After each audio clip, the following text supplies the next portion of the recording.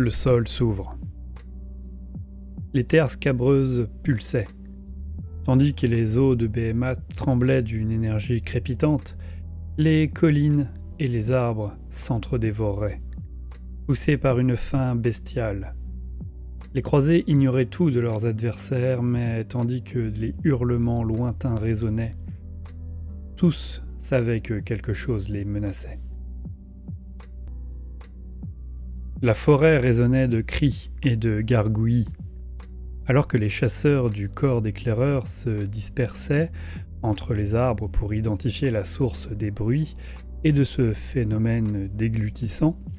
Leurs loyaux chiens courants décelèrent le puissant fumet de la viande bouillie. À mesure qu'ils approchaient du cœur de la région, l'odeur se faisait plus intense. Leur esprit baignait dans une âcreté entêtante. La cage thoracique colossale du centre des terres scabreuses, que la légende appelait le repos du Titan, et qui faisait jadis office de centre de commerce sigmarite, offrait un abri bienvenu. Cependant, alors même que les chasseurs escaladaient les grands eaux, ils virent quelque chose d'inattendu. Des bannières grossières, faites des étendards en lambeaux d'adversaires vaincus, saignaient une masse compacte d'ogres occupés à déchiqueter des cadavres. La plupart des corps étaient ceux de mortels, mais il y avait aussi quelques sylvanettes. Les créatures en arrachaient l'écorce pour verser la sève dans des chaudrons en fonte rugueuse. Curieusement, nombre d'ogres étaient émaciés, leur peau fine, tendue sur leurs muscles secs. Autour d'eux, le sol s'affaissait pour révéler d'immenses gueules béantes et luisantes de salive, garnies de dents et ouvertes sur des gouffres sans fond. En dépit de leur inanition, les ogres se hâtaient de nourrir les bouches en y jetant tout ce qu'ils arrachaient aux cadavres. À l'insu du corps d'éclaireur, le désosseur Bolk Lumbergulp avait profité du départ du roi Brod pour Forgardus et conduisait son rituel obscène à l'endroit abandonné par les Gargants. Poussés par les visions du dieu Glouton, ces semblables désosseurs et bouchers avaient pour habitude de se rassembler en gourds pour tenir d'immenses festins rituels. Les bafrages. Toutefois, Bolk était un ogre des plus zélés, et il souhaitait que son bafrage se déroule sur un des sites les plus sacrés du dieu Glouton, là où l'estomac de son serviteur le plus légendaire gargouillait autrefois, et à présent, que les Gargants étaient partis, plus rien ne l'en empêchait. Sa magie chamanique força la terre féconde à se couvrir de bouches béantes appelées fausses gueules. Il concoctait d'énormes marmites d'abats maudits pour les nourrir, afin de mieux attirer la faveur de son dieu. Influencés par la magie d'ambre qui déversait dans les gosiers telluriques, les terres scabreuses répondirent en s'abandonnant à un état sauvage et prédateur qui n'était pas sans rappeler celui de Gour. À chaque morceau de viande ingéré, les fausses gueules mutaient et se déployaient un peu plus, et d'autres bouches s'ouvraient en périphérie de la cage thoracique. Lumbergulp lui-même se dressait, majestueux de corpulence, au centre du rituel, salmodiant au-dessus de ses marmites, tandis que les bouchers et les engorgeurs y jetaient toutes sortes de chair et d'abats. Alors que les chasseurs du corps d'éclaireur observaient avec effroi, un grondement affamé résonna dans le sol, sous les pieds du groupe le plus avancé. Les chiens courants aboyèrent, mais il était trop tard. Une fausse gueule s'ouvrit pour engloutir les chasseurs. Tandis que les malheureux tentaient de s'échapper du gouffre, les dents déchiraient leurs membres et une bile acide dissolvait leurs doigts, leurs orteils. Et ils disparurent dans un bruit de succion et d'eau broyée. Il y eut un bruit de déglutition et un rot tonitruant, et l'avant-garde du corps d'éclaireurs ne fut plus. L'estomac retourné par le spectacle, le reste des éclaireurs quitta le site du massacre au moment où une dizaine de pères dieux affamés et déments se braquaient dans leur direction. Tandis qu'ils fuyaient pour rallier le gros de la croisade, les ogres hurlèrent à l'unisson et s'apprêtèrent à leur donner la chasse. Quand les survivants rapportèrent la menace ogre imminente, le visage de Tétamir se fit plus sombre. Ainsi, non seulement le royaume sacré d'Alariel était profané par des rituels dénaturants, mais son peuple était démembré pour l'alimenter. Plus il s'en rapprochait, plus les Sylvanettes souffraient physiquement, certains allant même jusqu'à s'arracher des fragments d'écorce tandis que l'énergie bestiale des terres scabreuses les envahissait. Alors que les soldats s'efforçaient de se déployer en formation castellane, autour des étendues arboricoles, Tétamir s'éleva vers les frondaisons et porta sa flûte à ses lèvres.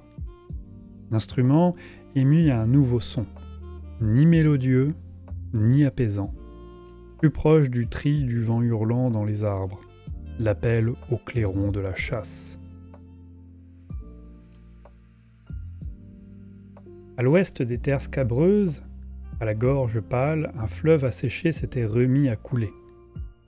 La porte du royaume, en son cœur, s'était rouverte, pour la première fois depuis des siècles, reliant la gorge au fin fond de la carcasse de Dons. La silhouette musculeuse de Cranios émergea du courant dans une lumière aveuglante et un geyser éclaboussant. Des rangées de bâtiments en ruine entouraient les eaux du bas de la gorge pâle. Certains avaient été démesurés, sculptés dans du grès et de l'ambre, importés de Gour, tandis que d'autres, plus humbles, avaient été taillés directement dans la roche, mais tous gisaient, effondrés, les murs extérieurs marqués de profondes griffures, tandis que les intérieurs avaient été incendiés de toute évidence. Quand les draconites détruisaient une colonie, ils ne faisaient pas les choses à moitié. Cranios se rua sur les ruines les ruines Drogrook, avec la force d'une tornade. Derrière lui, des centaines de Cruel Boys fendaient les eaux torrentielles pour se hisser sur la rive. La plupart pensaient que Cranios poursuivait sa destruction aveugle. Mais Gobspark connaissait la vérité. Le dieu des séismes, dernier survivant de son espèce, cherchait des signes de vie, tandis que Cranios éventrait les maisons et les halles effondrées. La bouche de Mork entreprit de ratisser les grottes avec ses suivants. Et, dans les recoins les plus profonds, il trouva ce qu'il cherchait. Des glyphes grossiers, tracés à la hâte, avant un exode de masse. La destination des survivants. Avec un rire cruel, Gobspark et ses gars grattèrent les messages avec leurs lames jusqu'à les faire disparaître. Après tout, le chef Pauvert n'était pas là pour rassurer Cranios. Il était là pour se débarrasser de lui.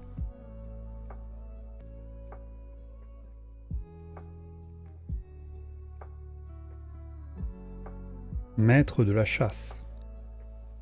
Dans les terres scabreuses, une traque désespérée avait commencé lorsque des meutes d'ogres s'étaient jetées à la poursuite du corps d'éclaireur. L'ennemi, se précipitant droit sur l'avant-garde de la croisade, les soldats se dispersèrent dans la forêt, et quand le chant furieux de Tétamir résonna, l'air se mit à frémir. Tout autour des croisées, la forêt hurlait. Le martèlement animal du bafrage rituel des ogres enflait depuis la carcasse brisée d'un dieu animal pour s'infiltrer dans l'esprit et les muscles des engorgeurs affamés. La malédiction du ventre vide qui les affligeait les laissait affamés.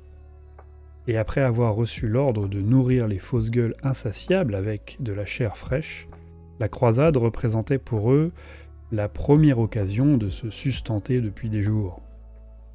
Levant leurs boucliers et sous couvert des bosquets, les soldats de l'avant-garde tentèrent laborieusement de se mettre en formation castellaine. Mais la végétation était trop dense. Les cris et les gargouillis résonnèrent de toutes parts tandis que leurs compagnons disparaissaient, déchiquetés par les gueules garnies de dents grinçantes. La canopée retentit du raclement d'un grand chaudron de métal. Bolk, l'Umbergulp, avançait, pas à pas, traînant dans son dos sa grande marmite sacrée. Ses gnoblards domestiques détalaient entre ses jambes pour porter les bols du ragoût béni aux guerriers favoris de Bolk, les soldats qui parvenaient à peine à contenir les engorgeurs disparus, engloutis par des ogres rendus frénétiques après avoir goûté au monstrueux brouet. À l'arrière de la croisade, un grand métallite s'arracha de ses entraves pour s'écraser dans les arbres quand une fausse gueule s'ouvrit sous les bêtes de somme qui le tractaient pour les avaler.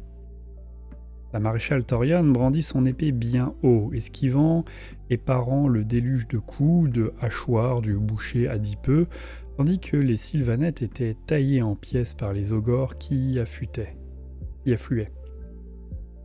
Tout son corps la lançait, pendant que la mélodie éthérée de Tétamir sonnait sans fin à ses oreilles.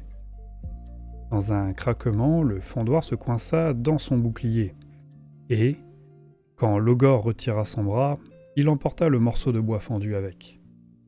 La seconde suivante, Thorian était plaqué à terre, tandis que la créature la martelait avec son propre bouclier.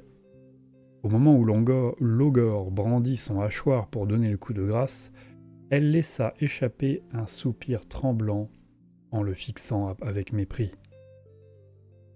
Le braillement suraigu d'un corps discordant fendit le fracas des combats, comme un couteau. En un instant, la main dressée du boucher fut enchevêtrée, de sarments jaillit d'un mur de mousse dans son dos. Il força pour se libérer des entraves, les muscles obscènement bandés, et l'espace d'un instant, il sembla y parvenir. Lorsqu'une flèche de bois et de ronces traversa son torse de part en part, en crevant son cœur, couvrant la maréchale de sang artériel. Alors, dans un ultime effort titanesque, l'ogre se libéra, seulement pour voir la lame de la maréchale Thorian fendre son œil gauche incrédule. Les armes frondèrent et s'écartèrent pour baigner la clairière d'un halo vert. Surplombant les combats, se dressait un majestueux grand follet de cornaline. Son thorax vombrissait de magie de jade. Un chasseur de Kurnos le chevauchait, plus gros que tous ceux de la maréchale Thorian avaient vus jusqu'ici. Il était drapé d'une cape végétale faite de bourgeons qui ne cessaient d'éclore, et portait un magnifique corps d'ivoire. Tout autour de lui affluaient des serviteurs de Kurnos, chasseurs, dryades et elfes étrangement mutés au torse pâle, fusionnés avec la partie inférieure d'un corps de cerf. La plupart étaient dotés d'arcs, d'épées ou de lances, tandis que d'autres étaient nantis de flûtes ou de cors, pour jouer à l'unisson de leur maître ligneux. Des quatre coins du champ de bataille, les sylvanettes scandèrent un éloge sauvage qui couvrit le vacarme des armes louant un nom. Beltanos, première épine de Kurnos. Des bourgeons fleurirent dans la forêt tandis que des plantes vivaces se répandaient sur le sol pour paralyser ou empaler les serviteurs écumants du dieu glouton. Les arbres déments, qui se dévoraient eux-mêmes, cessèrent leur cannibalisme pour se retourner contre les profanateurs gastromanciens. Des fleurs se mirent à éclore par centaines pour envelopper les ogres frénétiques de nuages de pollen toxiques. Galvanisés par la démonstration de puissance de leur renfort, et alors que la forêt enfin acceptait de les aider, Les éophores reprirent le combat de plus belle. Les arbustes se déracinèrent pour dégager les lignes de tir des fusiliers qui criblèrent de plomb leurs ennemis. Les engorgeurs qui avaient poursuivi librement leur proie étaient à présent pilonnés, lacérés et réduits en amas de chair pâle. Les chasseurs étaient devenus les gibiers.